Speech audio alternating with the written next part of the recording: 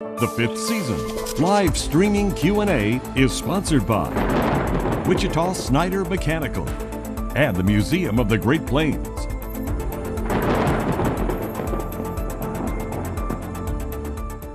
Welcome in here to our latest edition of the question and answer session here. We had this at the end of the show last year, and we managed to take a handful of questions there. So we're trying to make this a little bit of a bigger thing, and we're trying to utilize at least the live streaming capabilities. So if you're on KSWO.com, you can also see it on your weather app as well, and also the news app too. And hopefully you are sending us some questions in here. We've already gotten a nice steady slew of questions before today, and you can even send them in here right now as we are live here.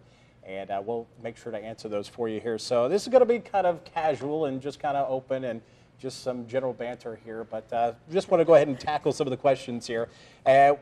If we tried to focus on questions we didn't really answer during the fifth season, so that was what we were trying to focus this on. So first off here, and anybody could take this one really, this one's from Ruby Cox. Where should people go who live in mobile homes? Not mobile homes. Not in the mobile homes. Definitely a bad idea to be in those to begin with. Yeah. Right, so yeah, the very brief answer, is you need to find a different place to go. Essentially, we know that mobile homes are the most unsafe place that you can be in. If there is a tornado that comes through, those can easily be blown over. So mainly you need to have a plan in advance. Hopefully you have some family or friends in town or somewhere that you can go. If you know there's going to be severe weather for the day, hopefully you can go to a different home, someplace that actually has some sort of storm shelter or at least a basement or safer location. Just basically go somewhere else.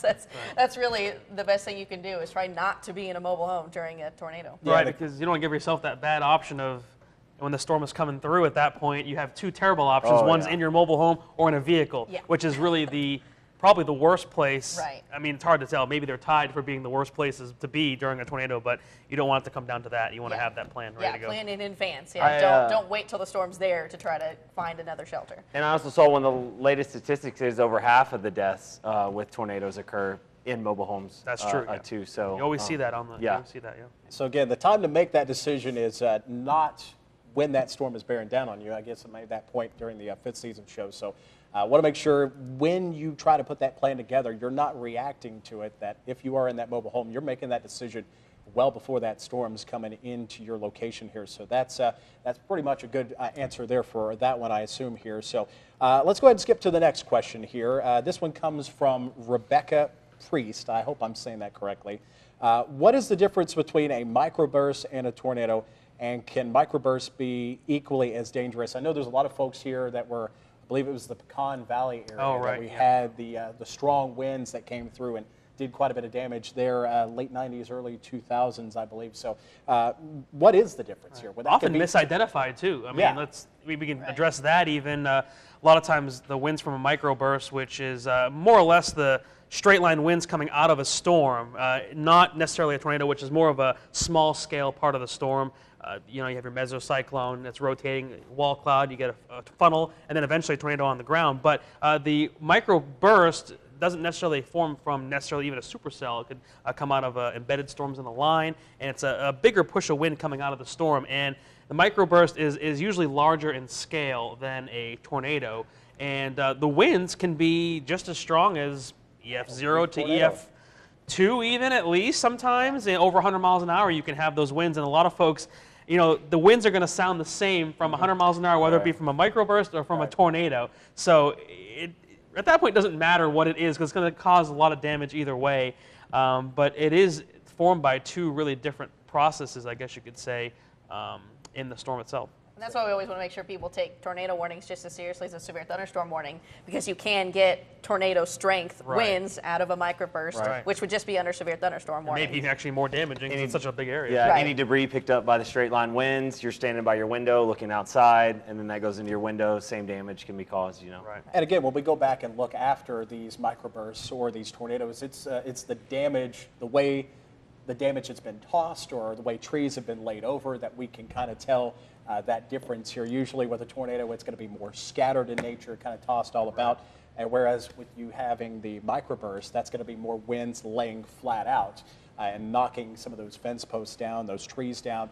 So usually we can go back afterwards and kind of check the damage path here and see exactly what it was that took place, and obviously going back and looking at radar information and seeing exactly what had taken place here. Let's take a look at the next one here. How would you recommend, this is coming from Selena Morales, would you recommend that all people wear head protection during a tornadic event? You might as well. I mean, anything you can Can't do to hurt. protect Yeah, yourself. exactly. I mean, we recommend when we go out and do school talks, I always tell the kids, you know, if you have a bicycle helmet, take that with you to a storm shelter to protect yourself in case there is a tornado. You might feel kind of goofy, I guess, wearing a helmet, but anything that you can do to save your life, you know, is worth that. So if you do have any sort of helmet or anything that you can to protect your head, I mean, that's one of the most important parts of your body. So if you can put a helmet on to avoid any debris that could hurt you in a tornado, then that's definitely beneficial to you. So yeah, if you do have a helmet or any sort of head protection, absolutely bring it with you to your storm shelter. I think. Yeah. Right? I mean, Yeah. For sure. I would, I mean, it's the damage that gets you, not, you know, the winds Right. themselves. You're in a wind tunnel, you're going to be okay, but it's the damage that the winds pick up is what gets you. So having that extra protection is not going to hurt at all. Yeah, for you. we've seen and heard from folks in Joplin, Tuscaloosa, and more that did take those precautions of taking a baseball, football, be it motorcycle helmet, and they've come out mostly all right here. So want to go down the line here. This is from Leah Fisher Lane. Do you sometimes beef up the threat of severe weather coverage for ratings? A loaded question. Yeah, so I know that could be kind of a one, and you know there may be times where you think that is, but we're on there for a reason. Right. We're not there to hear ourselves talk. We were on there for, I believe, 4 or 5 hours last year with one of those events. So again, we're not on there just to hear ourselves talk. We're not there just to inconvenience you in any means. I realize people have their television shows that they want to watch, but we're on there because a tornado warning has come out, that there's a tornado on the ground. We want to make sure that you and your family know exactly where that's going to go. And also, you know, we deal with strong winds here. We've dealt with winds upwards of 80 miles per hour that came through Temple and Waurika last year. That we had some strong damage there. So we want to make sure that we're on there for a reason. Right. It may inconvenience you for a little bit here in the long run of your television show, but again, you can go back online and eventually watch that here on our website and find that. I don't know if you guys have any other opinions well, also, on I that think one also as well, we want to give folks, you know, in some cases, have them prepared for the worst case scenario ahead of time, you know, and this could also go back to, you know, are you beefing up severe weather for ratings a week out, 3 days out, 4 days out? And the answer is no there too, because if it's a possibility of there being life-threatening weather, it's really our obligation to give you that worst case scenario, perhaps, of yes, in a couple of days there could be severe weather, and the conditions are there that there may be tornadoes. Now, tornadoes are a relatively rare event. Go around the school talks today. I asked the kids who's seen a tornado, and you know, maybe 20%, 30%. It's a rare event, but we have to give you that. There's a chance of it. The ingredients are there for that type of severe weather, and we're not doing it because of ratings. Because would you rather have us give you the information of be prepared for the possibility of a worst case scenario, or say, I think we'll be okay, and then all of a sudden, you know, one town gets hit by a really bad storm, and then they're saying, well, you said we'd be okay, and then it wasn't going to be that bad, and it was. Yeah. We're not going to probably side that way. We're going to probably go with the other way of preparing. So, Katie, you've got a question coming in. Oh yeah, Keith had sent us a question that was, why does Lawton blow its sirens when there's no tornado? And I mean, essentially, there are different ways or different reasons to sound the sirens, varying by city, county, etc. They all have different qualifications as to why to sound the sirens. So they're not necessarily only sounded for a tornado warning. It could be for tornado strength winds. Again, kind of like what we talked about with a microburst or something that has severe thunderstorm strength winds. They could sound the siren for that. So, and again, they all vary. So you may hear the sirens go off when you're in Fort Sill, but you don't hear them in Lawton because Lawton's not sounding a siren. So it all just varies. And really what it comes down to is we don't want you to use tornado sirens as your primary way of receiving warning information. When it all comes down to it, that should literally, we call them outdoor warning sirens. You should only be using tornado sirens if you are literally outside and have no other way of receiving any sort of weather information. That's to alert you to basically get indoors and get more information. So don't rely on that. You should always be using, you know, your phone. We have our app, you know, and tuning to us on TV or on the radio. Use that to receive warning information. Don't rely on the sirens because, again, they all have different reasons for sounding them, so you can't just rely on that to get your information. And again, we've seen that in different cases here, even within the county.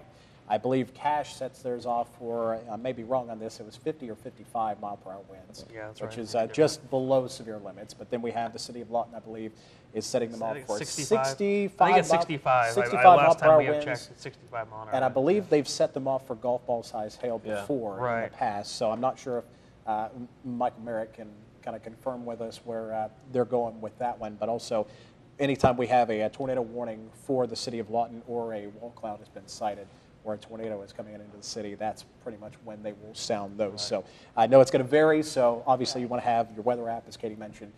That would be your most important way of receiving that information. Yeah, use the sirens as a point to then find more information, to then figure out why they're sounding them from TV, radio, your weather app, etc. Exactly. All right. Now, we've got another question coming in here. This is from Derek. Why are some storm clouds green? They can kind of take on some funny colors here, and you've probably heard, even during the movie Twister, that we've had Going green. We're going green. Right, Or we've had greenage. So It doesn't always mean there's going to be a tornado. Not but always, You can but- get all kinds of colors with the clouds around here, as we Right. know. but why do the storm clouds change colors? So it has to do with like the water content within the cloud itself. So it doesn't necessarily mean there's going to be a tornado. It actually has to do with the water. So it has to do with the rain or possibly the hail. It really is just how the sun is reflecting through those clouds. So don't use a green cloud as an indication that there's bad weather, but typically it does coincide with at least a thunderstorm. So usually there's going to be heavy rain with it and possibly some large hail too. The color could distinguish some large hail. So definitely if you see the green color in the clouds, get inside. It could mean, I know a couple years ago I was out in the Blair area, and the storm began to gain strength rapidly, and that was the only time I remember myself seeing things that were like, we're talking about green. We're not It talking was just probably the most teal. I think you were out there as I was well. out there at the Alcus Airport. teal, and it went from being more of a dark grayish to that teal, and the storm ramped up in intensity very quickly, probably because the water content was increasing, the hail size was increasing, because there was some huge hail with that, and there was a tornado eventually with that as well in that case. But it may mean that the storm is strengthening. Also, you want to talk about that, lightning upticking or increasing lightning frequency along with that will also indicate maybe the storm is gaining strength as well. So it's good indicators there. Yeah, so typically if you do see the green clouds, Yeah, it's probably a severe It's probably not going to thunderstorm. be a good ride going forward. Yeah. It's going to Right. be a rough ride. Yeah, you definitely want to figure out what's going Yeah. on with the storm first, to make sure you know what's Right. happening. This next question is coming in from Shannon Dean. Which is a safer place to hide here during a tornado warning? The bathtub, a hallway, or a closet? So a tie. It could be a tie. And Yeah. we could. Could be. It entirely depends on your home situation. Yeah. In Or the apartment. location. The Exactly. floor plan, really, the floor plan. Which one is the Floor most plan. interior? Which one's the furthest away from the outside walls? Right. Sometimes interior bathrooms are well built with the structure of the plumbing and or foundation. But really, it does depend on just that floor vary. plan. Again, And that's why in Austin did the story during the 5th season about, the duck rules. So that's, really more than anything, it's if you can follow as many of the duck rules as possible, then you're finding the safest location. So that could be a bathroom or a closet, whatever it might be, but it just, depends on your home. So just follow those duck rules as best as you can. and again, grab the bicycle helmet or the towels or the blankets or Mattress. the small mattresses. Right. Yeah, whichever one you choose, take as much as you can just in case those walls cave in, then you have more protection above you. Yeah, give yourself space between yourself and debris, yourself and that tornado as much as you possibly can. Yep. And don't be afraid to use a mattress or anything really to help you out. And you should be better off there. And I'm sorry, but maybe that's exactly how we need to state it. It's all about putting as much protection between you and the outside in the tornado. So it's as many walls as you can. If you've got a 2-3 story house, as many ceilings as you can, and then as many towels and blankets and mattresses. It's all about just as much protection as you can put between yourself and the debris outside. Good deal. All right. This one is coming in from Ruby Cox. This is more of a statement rather than it is a question.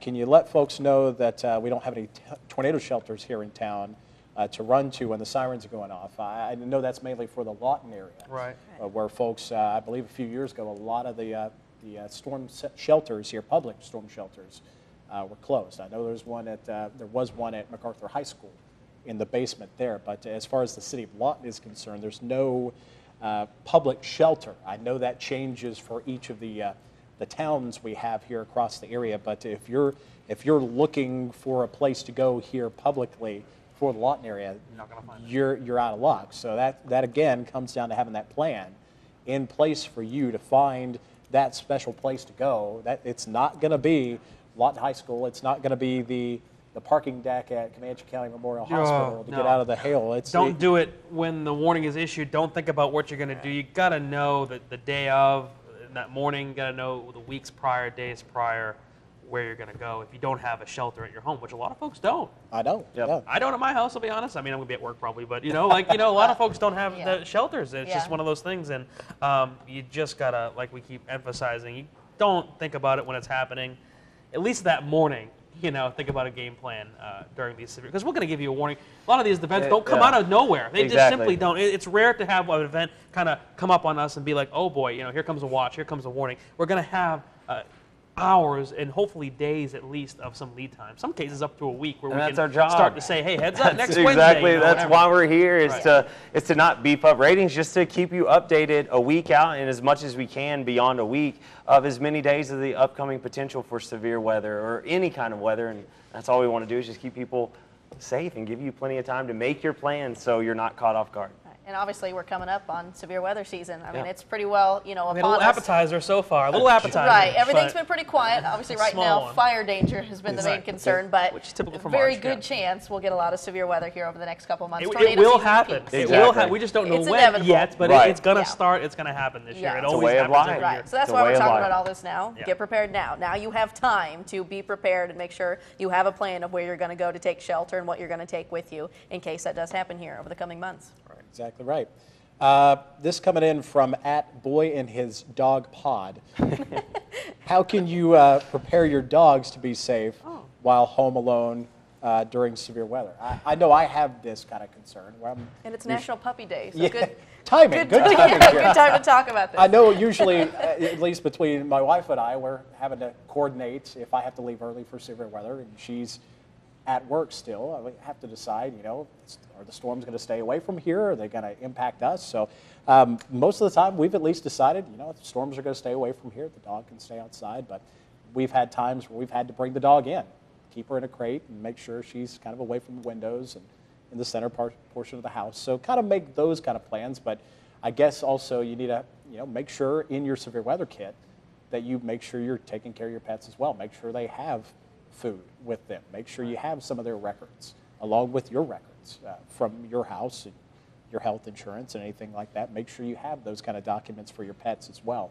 But their severe weather plan is pretty much the same as ours, I would assume. And if you're with the pet, if you can fit them in the shelter. Yeah, take it with you. Right? And again, you probably bring your dog right in the shelter with you. I'm Yeah, sure. No problem whatsoever. I have 2 little kittens. They'd be right in there with me. Yeah.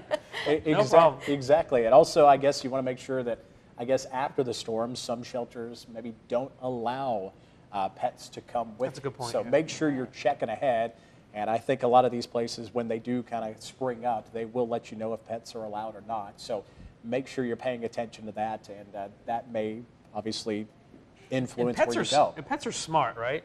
Yes. They can sense when bad weather's coming through, and they're going to be like us. They're going to try to find a safe spot to be. Right. Of course we don't leave them outside when there's bad weather coming through. Right. But if they're in the house alone, I know you're going to worry about them, but sometimes those dogs and cats can find a safe spot to kind of hide out. And you see stories about cats or dogs running out of a home that's been damaged or destroyed days after the event. And it's amazing how resilient they are. They're like us. We try to find a way to survive that event. They will, if they can.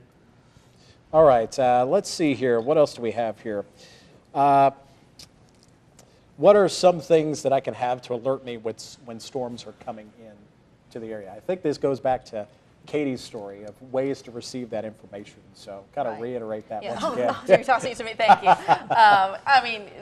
There are numerous ways now, especially with technology and social media. Basically, you have no excuse to not be on top of severe weather and know whenever you're going to actually have any severe weather alerts coming for you. You have the option of, we have our new app, Skywarn 7 Weather app, that will send you alerts. If you set your location to it, it'll go off if there's a warning issued for your town. around. So you've got our Skywarn 7 weather app, and you can also track the storms on radar and everything on there. But then there's also social media. You can follow us on Facebook and Twitter, especially with Facebook. You can guarantee we will post every single watch and warning that's issued for our region. It will be posted there with information, so you know you can follow us on that. You can also go to our website, KSWO.com, and it'll list all the warnings on there. You can also track the radar on there, and now that we have live streaming, obviously how you're watching this right now, you can use that to watch our severe weather coverage as well. And of course, first and foremost, we're on TV. Of course, you can tune into TV. And, yeah, I forgot about that. By the way, we're our TV station, so you can watch us on TV. You know, we will be on air anytime there's a severe thunderstorm warning or tornado warning. We will either be on air or cutting in intermittently to talk about what's going on, to give you a heads up. And radio as well. We coincide with KCCU radio anytime. Events, if it's a big event, we were doing long form coverage on TV. That's especially important, obviously. If the power goes out, you can't watch us on TV, then you can tune in to KCCU radio and you can listen to our coverage there. And of course, we always talk about weather radios. Weather radios are also very important to have, especially during the nighttime, because those will alert you in the middle of the night and wake you up and let you know so you know to get to shelter. In case, because sometimes tornadoes do happen overnight. They don't always happen during the day. So just make sure you're covered. You have all of these options to keep on top of the weather. At this point, right, there's really... no excuse. No excuse. She's right. I mean, you hate to put it bluntly like that, but that's true. No excuse. And you can even just watch our video forecast on our app, online. You know, there's so many different ways to find out all this information. Yeah, it's suggested that you have at least 2 ways. Right, you should have like 15 right now from us. And make sure, since a lot of this relies on technology now, make sure this is all charged up and ready to go in case there is severe weather. So if your power goes out, make sure you got batteries for a radio, make sure your phone's charged up, make sure your laptop's charged up, whatever. You can have to be as prepared as you possibly can for severe weather. So again, don't get caught off guard. You have ways of staying on top of things. That's right. Good point. All right, another one here is how strong does a storm have to be before it is considered severe or gets a warning? So we do have different levels of criteria for both a severe thunderstorm warning and a tornado warning. And Zach, what is the criteria that we have here?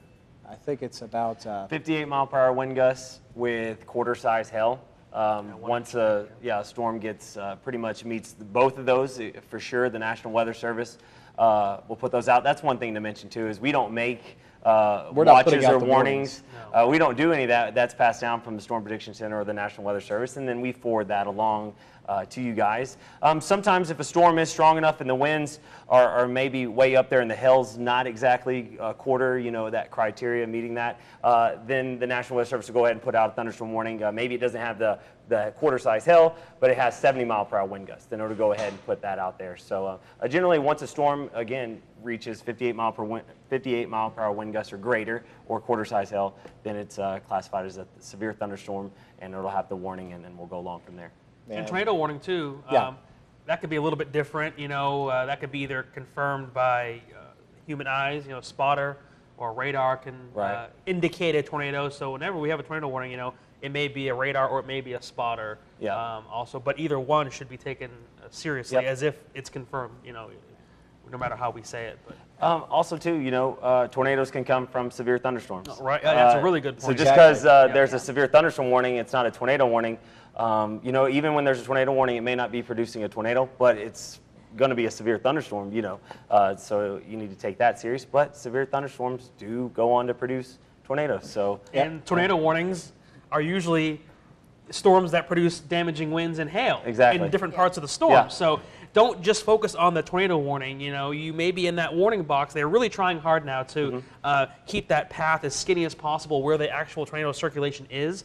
But you may be in an area where, tornado warning, well, there's still probably going to be some huge hail with that storm. And maybe even some damaging straight line winds. So don't just get focused on, where is the tornado? Well, there could be some big hail coming down anytime now. So and there's times throughout the spring where not all of Texoma is in a thunderstorm watch, or not all of Texoma is in a tornado watch. So just because maybe Comanche County's on the edge of the tornado watch or the thunderstorm watch doesn't mean that storm's going to hit that boundary and be like, well, we can't go any further because the tornado watch doesn't go out that. So just because you don't see yourself under a thunderstorm watch or a tornado watch, but you're very close to the edge of that box, it's always watch. Around. Yes, exactly. Just go ahead and still be prepared that you could see some bumpy weather come your way later that day.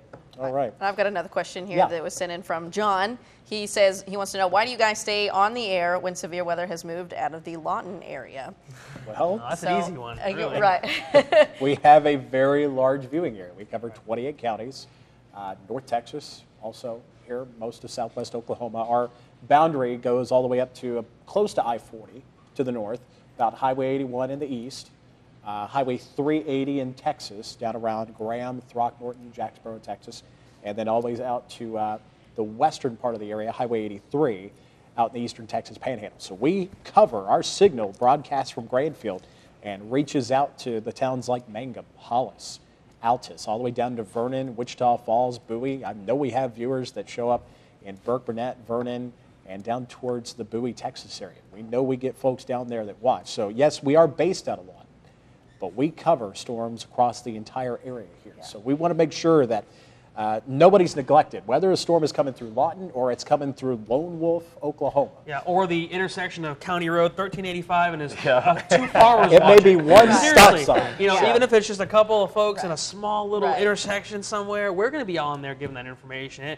Whether it be 10,000 people or 5. Not going to take the risk that there's somebody out there, and we're not just going to say, well, there's nobody out there, so we're not going to cover it. No. There could be one person out there that's needing it, that's watching us, and then we're not on there to tell them the information. You know, then we failed our job there. Absolutely. We want you to know we're covering you no matter where you are. If you are in our viewing area, if you can watch us, then we are covering you to make sure you're on top of any possible storms. Especially, I mean, I want to reiterate the fact that we aren't just an Oklahoma station. Just because the other 2 stations in our area are in Texas does not mean we only cover Oklahoma and they only cover Texas. We do cover our entire viewing area. So yes, there are times where we will cut in for storms that are in Texas. It may be around Wichita Falls or something. We're not only going to cover the storms that are here in Lawton. Especially, I mean, a lot of the time storms that are in Texas are on their way to Oklahoma too. Yeah. So even you folks in Oklahoma probably want to pay attention to the storms in Texas, because most of the time, at least, they move southwest to northeast. So they're going to be crossing the Red River and heading into our area. So just understand that, you know, I know a lot of folks complain, hey, why are you covering that storm in Texas? You know, you're an Oklahoma station. No. we cover, we have a viewing area. It's half Oklahoma, half Texas. So we are going to cover anywhere that anybody can see us, because again, we're going to cover every storm so that everyone feels like they can tune in to us to know that we are going to be on top of it, and we are going to cover whatever storm could be headed for them. And it may not be your town this time, but it could be a couple weeks from now. Yeah. And we're going to give you that same coverage we gave them. When the threat's over, we'll get off the show and you'll Right. get back to I your think we broadcast. do a good job of that too. Yes. You know, Yes. We really do try. That is something we really want to might do, keep is it get towards you back. commercial breaks. and Exactly. Yeah. If it's As much appropriate, as we we may can. try to really. Yeah. We want to keep folks watching their shows still and keep Yeah. everyone happy. If you we know, so. could cut in for just a certain county, we would, Yeah. you know, but we right. can't. Yeah, Someday maybe there'll be technology Yeah. like Right. that. The fact of the matter is, if we cut in for one small town, We then cut the in whole for- area has to see it, and Yeah. that's just the way it works. So you're just going to have to bear with us. If you're not in that warning, I'm sorry we're interrupting your show, but the people that are in that warning are going to want to know about it. All right, I think we've got about a couple of more minutes here left, and I think we'll kind of cap things off here with this question here. And this one's kind of a tricky question, but no, but out. what is the what is the Zach, this one's yours. what is the most unlikely season to have tornadoes? That's kind of a trick question. Probably around here, though. January, maybe. I mean, Yeah. It's I not to would- say that we don't. see Right. it, but- Severe weather Right. season goes from January 1st to December 31st. And we can- and that's what they say. Exactly. And that's the truth. We've seen a tornado in Arcadia Lake or Oklahoma City during December a couple of I years remember ago. that, right. We personally have even chased a November. tornado. Tipton, Snyder, Granfield, Tipton, Snyder, Wichita Refuge Right. back in November of Yeah, 2011. November 11th. So, I think it was, so right. it doesn't matter. The calendar doesn't care. Right. Mother Nature doesn't care what it says Right. as far as the calendar. As long as all of our ingredients, the moisture. But if you had to guess, you have to put a month out there. If you had, you know, if He wants you to had say. to pick a month, what would you say? I would say January. I'd probably say about yeah. January. It's our driest month of the year. Yeah. It's colder. It's cold this month of the year. Late January is the coldest time of the year. So that would be our guess. But again, fair game any time of year. Right. Get some of those winter storms. Sometimes you can get Strong enough embedded, to see- stronger yeah. thunderstorms You can get a in severe those winter thunderstorm warning, storms yeah. in January too. So Yeah. damaging winds, etc. So. And we've seen that. So again, it may be December and we come out with a tornado watch. You may just say, hey, that's not possible. Well, it Anything is. is possible. We're not trying to throw especially around here. Mother Nature says anything is possible. We're not trying to And throw they can go into the Wichita, like you said. Oh, there, yeah, too. So yeah. you're not Side saying note, yeah. just because you live in or No around the town is Wichita, safe. you No can see town a is tornado. safe. Yeah, tornadoes can move through mountains. They can move over rivers. Yeah, just Yeah. because you live on one side of a river or mountain doesn't mean you're safe. Or in That's some not a certain thing. town. Yeah. All right. Those are myths. All right, again, I hope that helped you guys out. Again, thank you for helping us out with all your questions this year. We hope to continue this next year. Thank you again. Have a good night. The 5th season live streaming Q&A has been sponsored by Wichita Snyder Mechanical and the Museum of the Great Plains.